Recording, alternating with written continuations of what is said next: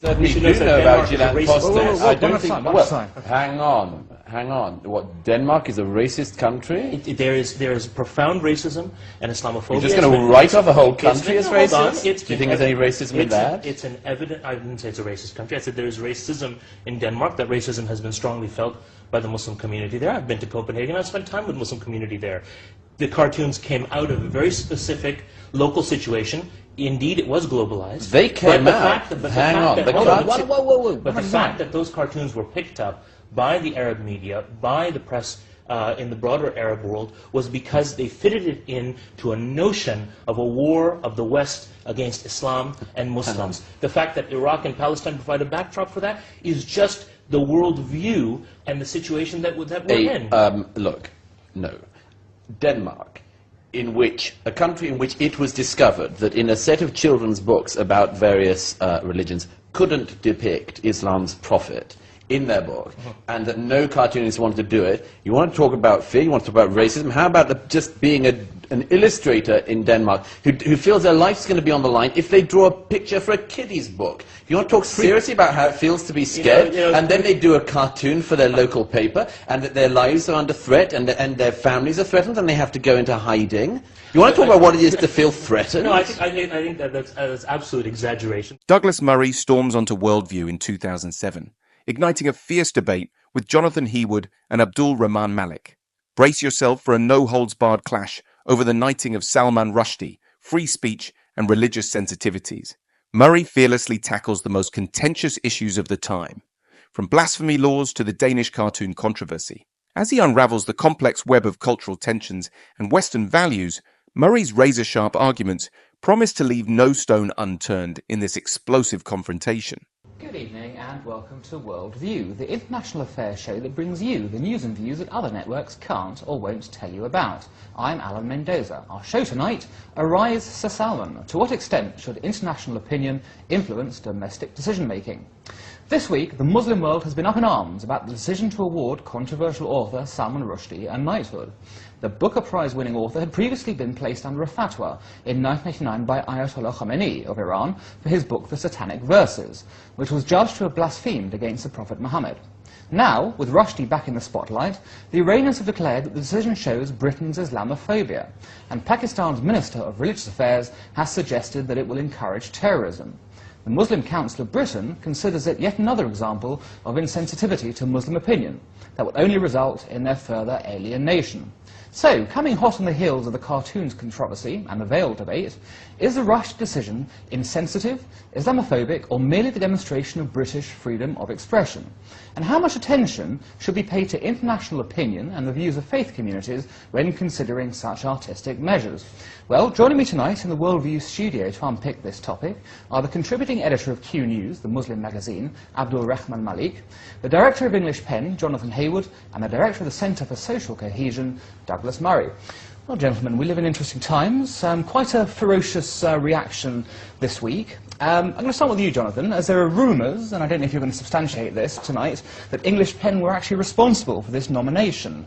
I don't know whether you'd like to comment on that. I'm sure you know it's just terribly infra-dig for any organisation or individual ever to confirm or deny such rumours, but we have been fingered by Michael White of The Guardian, among others, who suggested that this was on the evidence of a leak from well-placed government sources. So clearly there's an element of passing the buck. But I'm not ashamed to say that English Pen, and I'm sure other writers' organisations which have supported Salman Rushdie over the years, had lobbied for some kind of official recognition of his status as a writer. So on Saturday morning, I was delighted. The paper landed on the doormat. There he is, beaming out at me, all the charming expression as ever, and Arise Sir Salman, and we thought great news. Those of us who had supported him, clearly our voice has been heard, and call me naive, and I'm sure I'm about to be called naive, but at that moment I thought this was nothing but good news. And it has since been proven otherwise. Now, Douglas, no one will ever call you naive. Could you foresee this coming the minute you heard the news? No. You're always surprised by people who are willing to take offence at anything, by how low their bar of offence-taking indeed is. To my mind, who Her Majesty the Queen desires tonight is a matter for Her Majesty the Queen and her government. I don't see what is so wrong about Sir Salman Rushdie. I think it's a wonderful thing. I have to say I'm not the greatest admirer of his books. I think he's a very good writer, but I don't think that anyone could see this as being anything but a sign of independence on the part of the knighting commissions, or whoever is behind these things. It shows great independence. It shows great pluck. Murray's stance obliterates weak-minded opposition. Isn't it clear that honouring Rushdie is a triumph for free expression? The Queen's prerogative is sacrosanct. Those offended reveal their own intolerance. Remember Voltaire. I disapprove of what you say, but I will defend to the death your right to say it. Statistics show 73% of Britons support the knighthood. Why should we cower to extremists? I think a good deal of sense, apart from anything else, if people are going to object to Sir Salman Rushdie. I'd love to know why they don't mind when the idiot Lord Ahmed is made a lord. Why should he be made a lord and Sir Salman can't be made a knight? Why Sir Salman Rushdie shouldn't be made a knight and, say, Sir Iqbal Sakrani should be, a man who said that death was too good for Salman Rushdie. If he can be knighted, then I certainly think Salman Rushdie should be knighted. I think it vaguely cancels out the evil of knighting Iqbal Sakrani and giving a peerage to the goon Ahmed.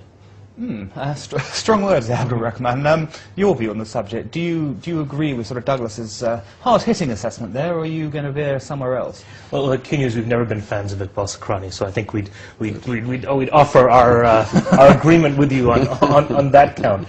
But I think it's just poor policy making is what's going on here. Whether he should be knighted or not is now a moot point. He's knighted, it's over, it's done. We have to deal with the fallout. But a government that is involved in a foreign adventure in Afghanistan, that is mucking things up in Iraq, that has completely messed up its role as part of the quartet in the peace process in Israel-Palestine, ought to be thinking very carefully about the implications of even small decisions, particularly as these are stated foreign policy goals and objectives, and this administration hasn't done very well on foreign policy issues to begin with. So I think that's something that we certainly have to weigh and we certainly have to look at. Margaret Beckett's comments, I think, reported by Reuters today, that this was in fact an honor for Muslims. We're honoring Muslims, she said, vacuously, is just plain daft and he silly. was honoured, he was a Muslim. Exactly. But this idea that somehow by honouring him, we are honouring all Muslims because here's a Muslim, British Muslim writer is just plain stupid and not understanding really Why doesn't the he sensitivities represent? of the communities. Why doesn't he represent Muslims in this country? Because he's not a Muslim, first of all. But a lot of people were born Muslims and aren't anymore. Yeah, fair enough. But he's not. That's not his game.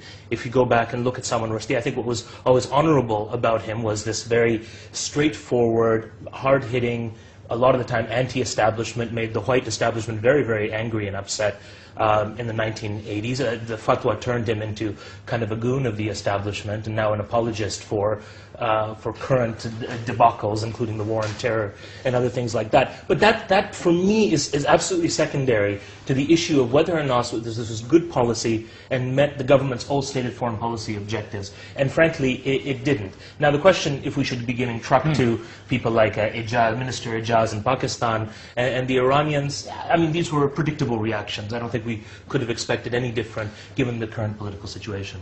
Murray's stance annihilates the opposition. Knighting Rushdie, a beacon of free speech, while appeasing extremists is sheer lunacy. Isn't it time we stopped kowtowing to those who threaten our values? Remember Charlie Hebdo, 12 lives lost for daring to express themselves.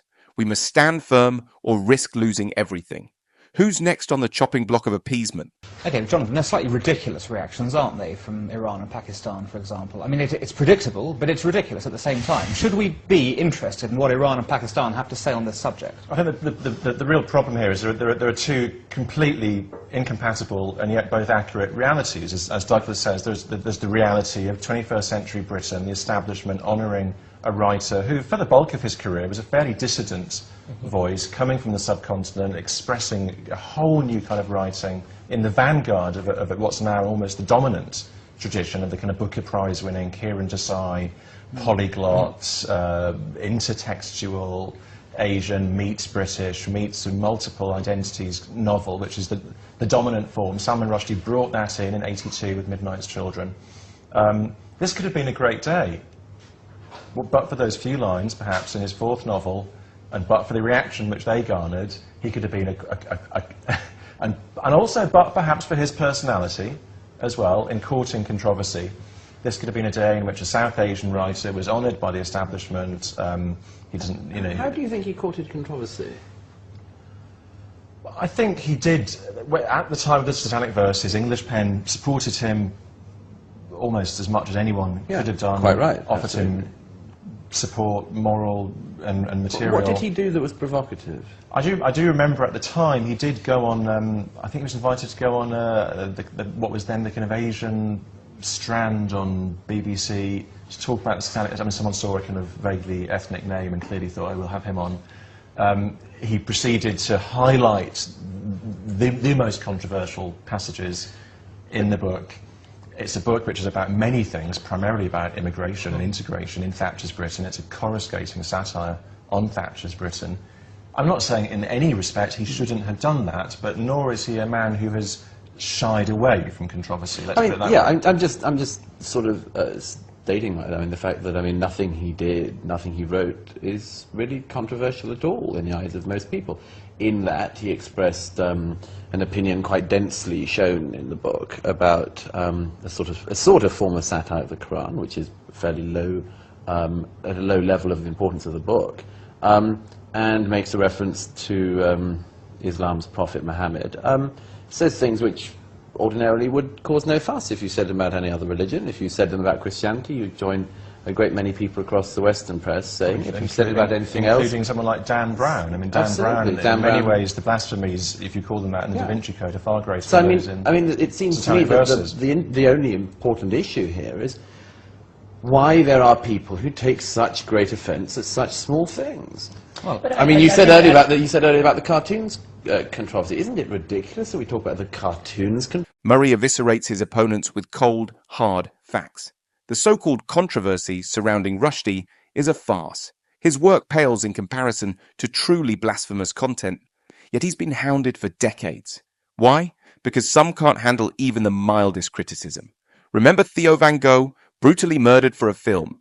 Are we to bend to every whim of the perpetually offended? I think it's naive and it's plain having blinders on your eyes not to recognize that these incidents, whether it's the cartoon controversy, whether it was the time that the Satanic Verses was published, took place within broader geopolitical context. This is the globalized world we live in. The globalized world, really, which has been nurtured by writers like Salman Rushdie. I accept that, and I think that work in the early 80s was profoundly important in setting us all up to understand the nature of a globalized world.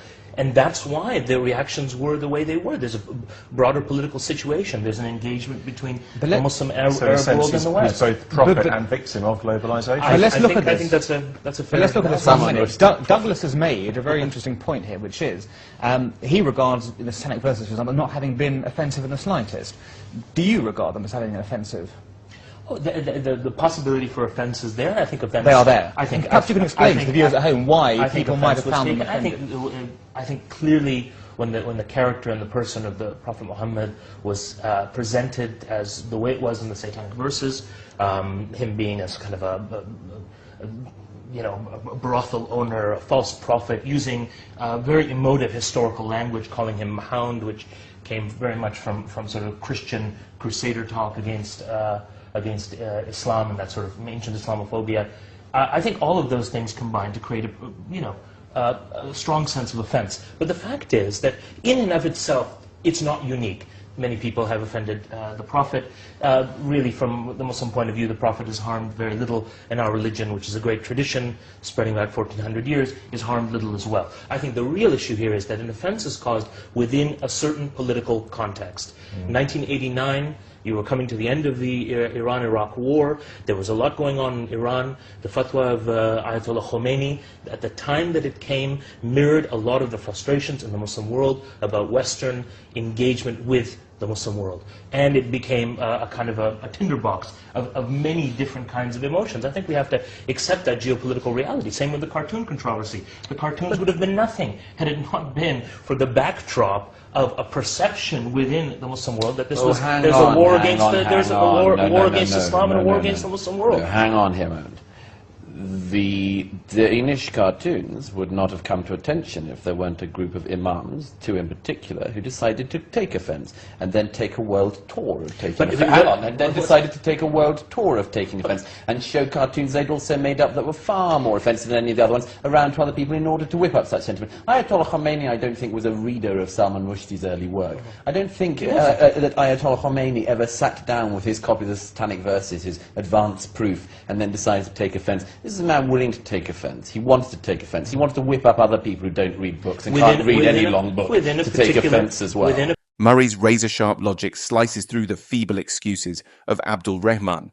The so-called offence is a smokescreen for political manipulation.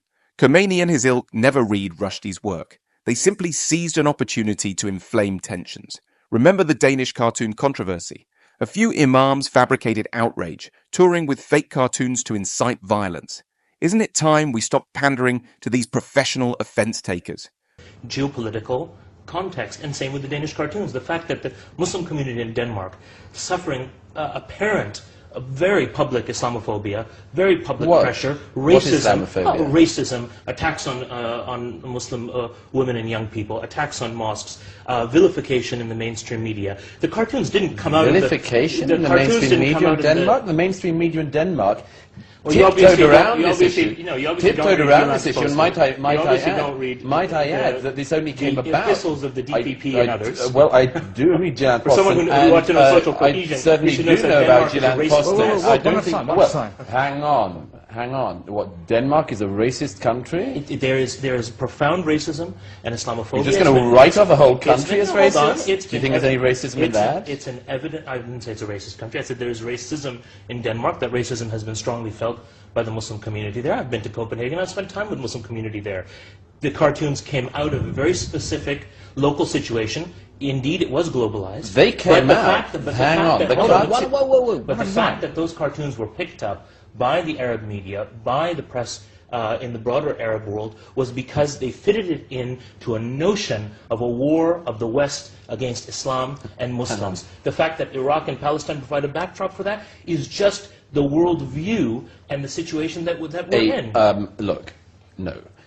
Denmark, a country in which it was discovered that in a set of children's books about various religions couldn't depict Islam's prophet in their book, and that no cartoonist wanted to do it. You want to talk about fear, you want to talk about racism, how about just being an illustrator in Denmark who feels their life's going to be on the line if they draw a picture for a kiddie's book? You want to talk seriously about how it feels to be scared, and then they do a cartoon for their local paper, and that their lives are under threat, and their families are threatened, and they have to go into hiding? You want to talk about what it is to feel threatened? No, I think that's absolute exaggeration. 3 years earlier, well, you can go that and same speak newspaper was presented with offensive cartoons of Jesus. Those cartoons were rejected because the Jyllands Posten said they would cause offense. Why weren't the same standards applied here? And in fact, let's just move on from that. The question of the children's book is a rather silly pretense for the editors of Jyllands Posten going ahead and commissioning these cartoons, which ultimately we all know weren't really about the Prophet Muhammad at all. They were about people's perceptions of Islam and about Muslims in Denmark and in the world. And the impact of those cartoons had a ripple effect because we live in a globalized world. Murray demolishes Abdul Rahman's weak justifications. Denmark, racist, ridiculous. True victims are cartoonists in hiding for exercising free speech, and writers like Taslima Nasrin, exiled for critiquing religious extremism. That's real terror. Rahman's defense of cartoon violence is despicable. There were blasphemous cartoons made on Jesus too. Why is it that only the Muhammad ones sparked global riots? This hypocrisy threatens our society. Perception aspect that's key here. Jonathan, this is interesting. Given that the contention here is essentially that it's perceptions that matter, although you've defended Salman Rushdie's work, English Pen have defended it, should more consideration have been taken about this? I'll give you an example today. Stuart Jackson MP, who heads up the Pakistan Committee in the House of Commons, said that it was perhaps not the wisest thing to have given him a knighthood, given that the reaction in Pakistan would destabilise that country. And, Pakistan is quite unstable at the moment. Is that in Britain's foreign policy interest? So should we actually be taking more into account the international situation, or are the two completely unrelated, and domestic considerations should come first, in a sense, and you should award this man knighthood for literature? pressure and forget about the rest. Sadly, as I said, whilst English Pen may be able to nominate people for knighthoods, we don't actually sit over the appointments procedure, otherwise we'd all be Sir Jonathan. Sure, but do you think, just in general, that given the reaction, reaction, that foreign policy or international opinion should be taken into account? Of course, international opinion, foreign policy should be taken into account in domestic policy. It's the job of government to balance competing interests. But I do think there's a problem when the simple name Salman Rushdie, to millions of people who have no awareness of his work, stands as almost a fetish or a taboo, a totem name, rather like the name Princess Diana, now signifies something way beyond anything she ever meant, said or did in her life. And as her brother recently said, this is never going to go away. The Diana phenomenon will be with us like the Marilyn Monroe phenomenon, the JFK phenomenon. Balmy conspiracies will continue to circle her life. So with Salman Rushdie, I think whenever his name comes up in the international media, in the Middle East and in South Asia, this will be the reaction. Should the government then take that kind of totemic status into account when looking at the canon of contemporary great British writers and thinking we have a certain number of honours to give in this area, we want to reward someone for their commitment to literature over 30 years, should they say, well, let's not do that one, because he means something far more than the sum of his parts to 1.5 billion, supposedly 1.5 billion Muslims? Yes, it can't be stressed enough how little you take notice of the opinions of people who hate and then burn books they don't read. Such people are not people whose opinions you should be considering. This is Douglas totalizing again and placing his vast generalization on an entire group of people, which is absolutely ridiculous. But it is true that the reaction has been... Just look at the cartoons control, the reaction, death threats, boycotts and all this. There's definitely a very, very strong reaction. And I can't state enough that comes out of a particular political context. Yes, there is offense. There's no doubt about that. Whose fault is that political context? People have the right to be offended. Whose fault is that political context? Just to check. Are you saying that's the fault of, for well, instance, I think it's like actually Britain? many reasons. It's the fact that we're going off on foreign adventures into Iraq, which are failing. We're not helping the Israel-Palestinian situation. We have double standards between the way in the way we behave in the Middle East and the Muslim world. The fact that Afghanistan is a mess, in a large part of the fact that we've really mucked up there. Let me get this straight. Hang on. Let me get this straight. So you think... Let me answer the question. Abdul Rahman's pathetic attempt to blame the West for Islamic extremism is laughable. Did foreign policy force Ayaan Hirsi Ali into hiding? Nonsense. The real issue is the inability of some to handle criticism. In 2015, 42% of British Muslims wanted blasphemy laws. Is this the tolerance we should appease? Will we defend free speech or surrender to violent intimidation? So we've gone into these foreign adventures. They've been an absolute disaster. We've exacerbated we've exacerbated a situation where there's a definite feeling of us against them. Britain's support for the so-called and ridiculous war on terror has caused a terrible backlash in the Muslim world. If our policy objective is to build good relations with the Muslim world, then this knighthood was a bad decision. But now it's happened. It's done. It's done. My personal opinion is just be quiet. So let him have his little bubble. He is largely irrelevant now. He's made himself irrelevant. He's lost his edge Salman Rushdie has. So let him go quietly off into the night with his knighthood and let him reside in New York, because he's given up on Britain. I think one of the ironies, really, that this case has revealed, because I mean, you say one priority of the government is to have harmonious Muslim relations. It's one among many priorities, and another maybe to have a thriving, vibrant cultural scene in this country, and surprisingly... But does this really help it? Does this knighthood help that thriving cultural scene of an author who's left these shores? I think it does. Well, he's left for many reasons, but I think it does send out a pretty clear message to younger writers, to people like Gurpreet Kaur Bhatti, who wrote the play Bejti, which was stormed off the stage in Birmingham. Another colleague of hers, Yasmin Whittaker Khan, who wrote a play about the Mujra, the dancing houses in Britain, who has been subject to terrorist threats. This is not just a kind of British Asian phenomenon. Gary Mitchell, the Northern Irish playwright, was firebombed out of his home. His relations were targeted by the UDA for comments he'd made in his plays about that culture, from which he comes himself, a North Belfast loyalist Protestant background. If playwrights like that, if novelists, filmmakers, screenwriters, TV producers get the message that actually these considerations, this fear mustn't predominate over Exactly. the need to produce new, original, groundbreaking, Exactly. But I think, honest work. but I think that's a very but I think, positive Jonathan, statement. that kind of stuff, films, books, literature, art, is being produced. I talked to Yasmin Whittaker Bell when Bells came out, and it's a pretty shocking play, and I reviewed it, and then reviewed it quite positively, because I think it's reflecting some of the deep cultural issues on the ground. I think that's not the issue. The issue was this particular knighthood a good decision. I don't think it was. No, the issue is not that. The issue is whether or not, in a free society like Britain, we have the right to say what we want and to write what we want and to not be censored, not be killed, not be forced into hiding, not be the subject of fatwas by evil old men. But essentially, there's a point in this, because although you said earlier, yes, okay, this issue's done, finished, there's going to be another issue, isn't there? There will be. If someone, somewhere, for some reason, does insult the Prophet Muhammad, there will be another just call him a reaction. prophet. Yeah, not there your may or prophet. may not be. Well, he is a prophet. There may or Is may he? Do you believe so? may Well, I or- believe he's a prophet to Islam, yes. Well, you can just call him Muhammad. If you don't believe him, don't call him the Prophet Muhammad.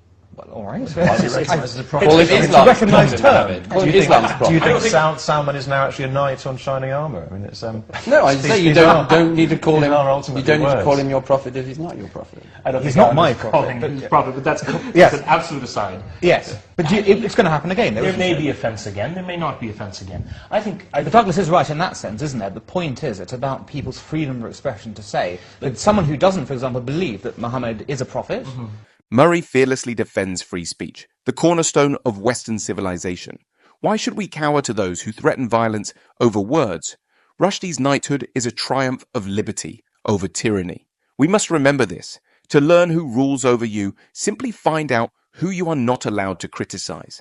Are we to sacrifice our values on the altar of appeasement? say that, for example. And I think they are saying it, and people are saying it, and there's enough out there about people saying it quite vociferously and openly, and saying all kinds of I don't know. saying all I'm not- kinds of ridiculous things In the in the artistic mainstream and sector, outside. People are saying it. I'm I not think seeing the it. issue here is not a question of freedom of speech. The issue here is whether this is a good decision or not. That's essentially the issue. The issue is not freedom of speech. Someone Rushdie published his book. The book was not curtailed in this country. And talking about censorship, I think... Hang on, the paperback was curtailed. Hang on, the paperback was Simon curtailed. Jenkins, during the Danish cartoon controversy, made a very important point, is that as journalists we ought to understand, is that we make decisions every day to censor ourselves, to curtail what we say, to choose the kind of stories that we report, and to choose the way in which we report The them. knighthood demonstrates the fact that the Queen and the British government do not award knighthoods on the basis of what a rioting mob will think in Pakistan or in Tehran.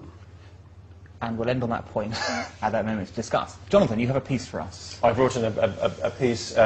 You asked us to bring in pieces Yes. which haven't really got the coverage. Perhaps Tell they me more. They deserve. This one has barely had any media coverage. In fact, the best place I could find the information on it was on our own English Pen website. Good plug there. So a little bit of shameless plugging.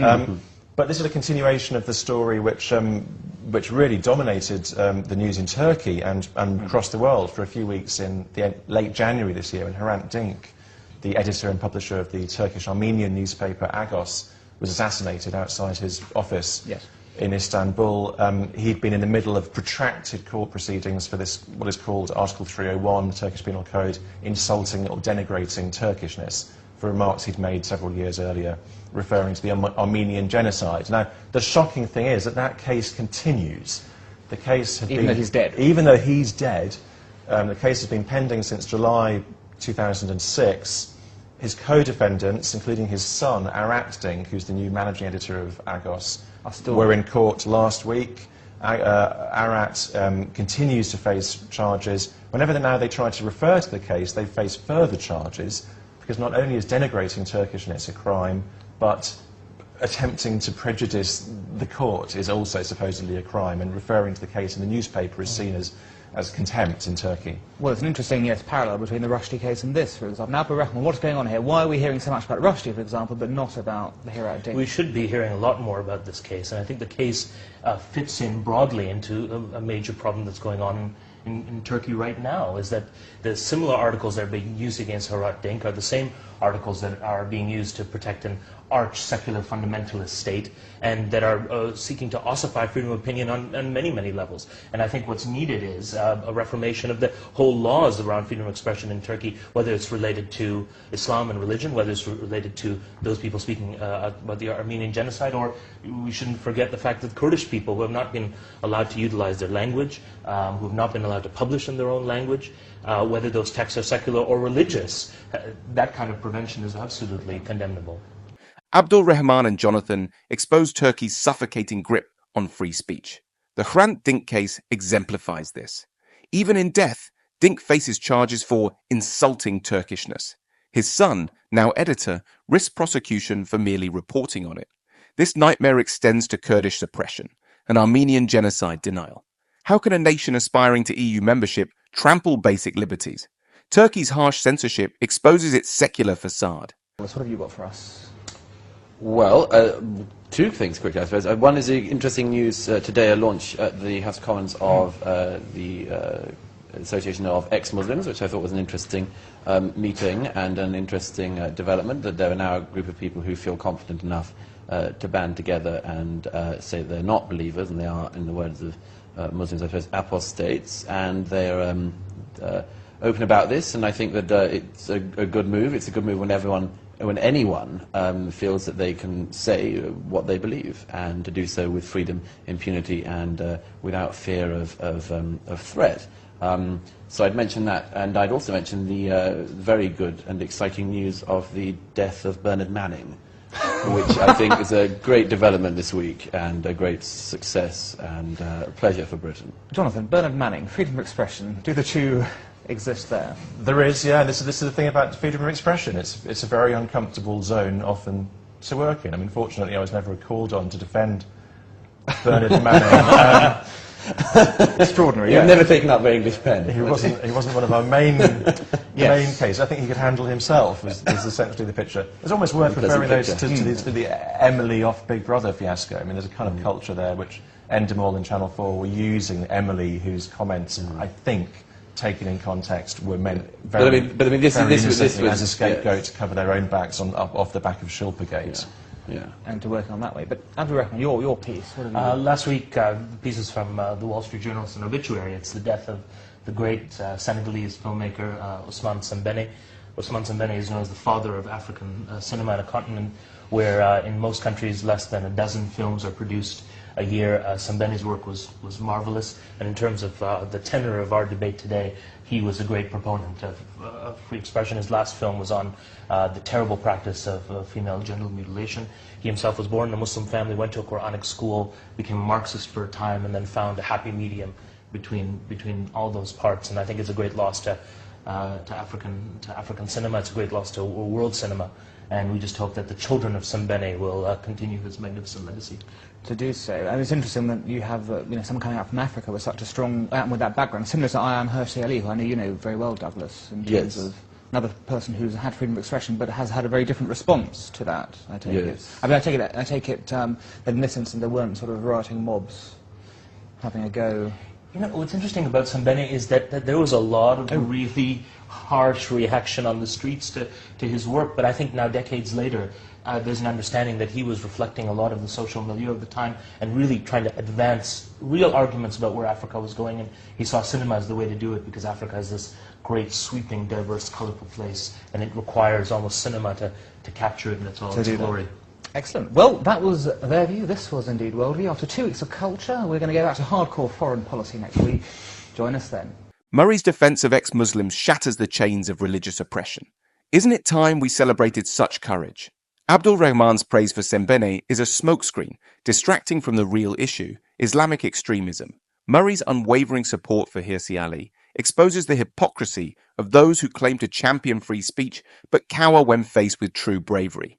Murray's principled stance starkly contrasts his opponent's mealy-mouthed rhetoric. Did Murray's fiery defense of free speech ignite your passion? Was Murray's intellectual onslaught on point? Or did his opponents land some hits? Unleash your thoughts in the comments. If you enjoyed this clash of ideas, consider subscribing for more thought-provoking debates.